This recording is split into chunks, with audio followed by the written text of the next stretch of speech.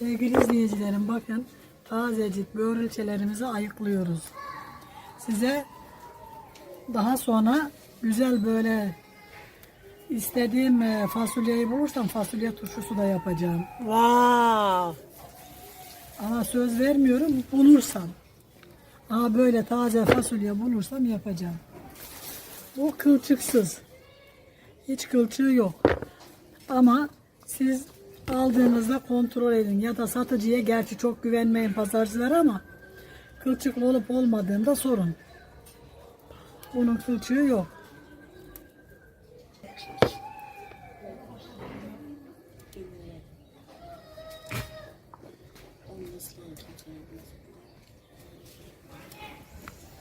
Kılçıksız olduğu için kılçığını soymaya çalışmıyorsun. Ne güzel, mis. Evet. Sadece uçlarıyla sap yerlerini şöyle hafifçe kesiyorum.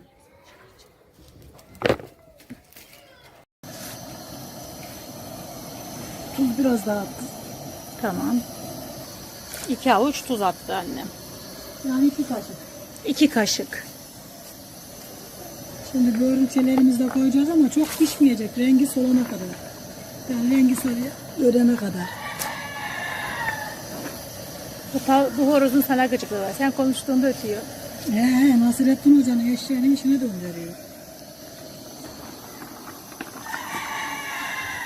Sen satma, ben satayım hesabı.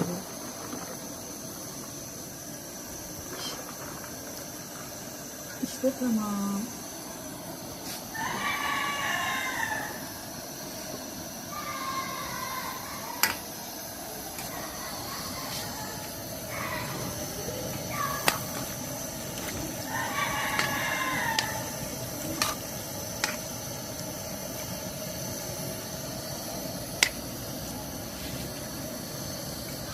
Ağzını kapatalım. Bak tam üstünü bastı suyu.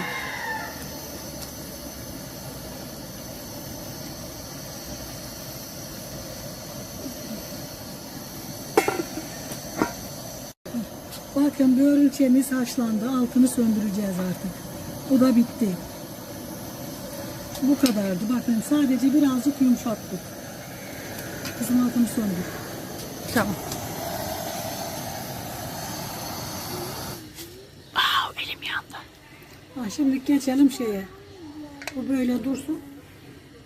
Alalım mı onu bir Hayır, süzgece? içinde dursun. Tamam. İçinde dursun. Hadi geçelim. Sevgili izleyicilerim, şimdi börülçe tatlısı yapıyoruz. Kavanozumuzun dibine azıcık nohut koydum. Şimdi güzelce börülçelerimizi koyuyorum. Şöyle bakın. Haşladığım börülçelerimizi güzel soğuk suya tuttum. Ve bir de hıçkırık tuttu beni. Börülçelerimiz yumuşayana kadar, yani biraz yumuşayana kadar. Öyle çok değil. Haşladım. Aralarına da sarımsak koyacağım. Evet, şuradan 5-6 tane de acı biber ver, onu da koyalım tabii ki de.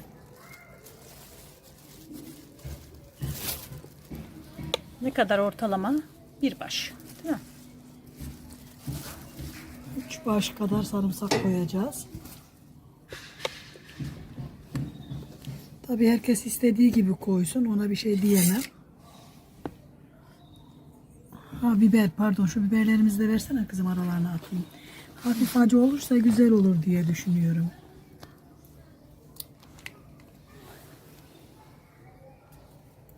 Eğer siz acı sevmiyorsanız koymayabilirsiniz. Yani illa koymak zorunda değilsiniz. Biz biraz acıyı seviyoruz. Yeter mi? Tamam. Şöyle göstereyim tepede. Yani 5-6 tane koydum, çok değil.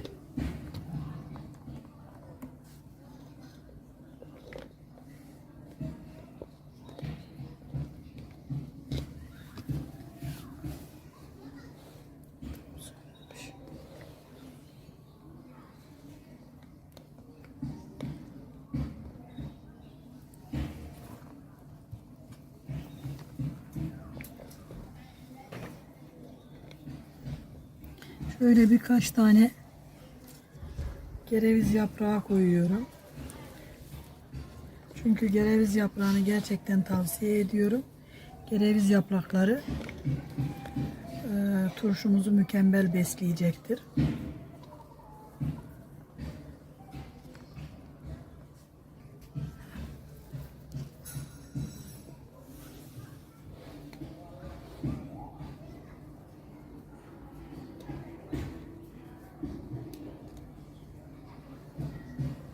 Evet, çok güzel oldu.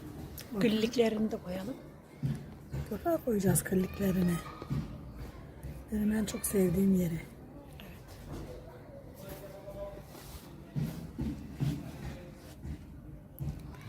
Böylece tamam. Üstüne birkaç tane biber daha koyalım.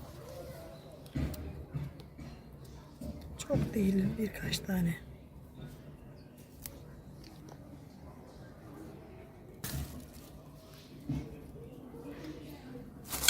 Yeter. Kız çok sarımsak manyağı yaptın ha. Abo. Yarım kilo sarımsak döktük. Gerçi usta sensin.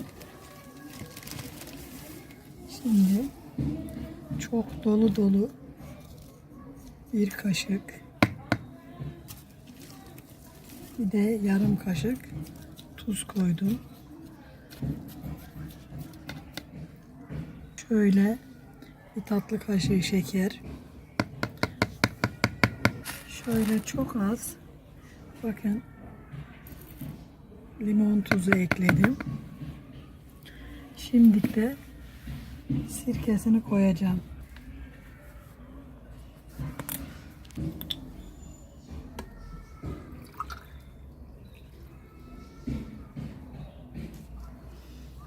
Diğer sirkeden ver. Bakın. 1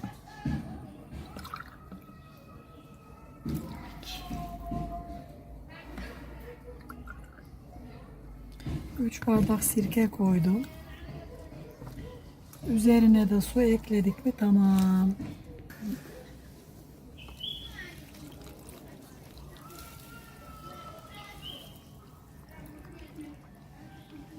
Şimdi de kapağını ver. Kapağına bir buzdolabı poşeti gel. Sevgili izleyicilerim, şimdi bunu da poşeti niye koyuyorum? Hava almasın. Sıkıca kapansın ki turşumuz bozulmasın.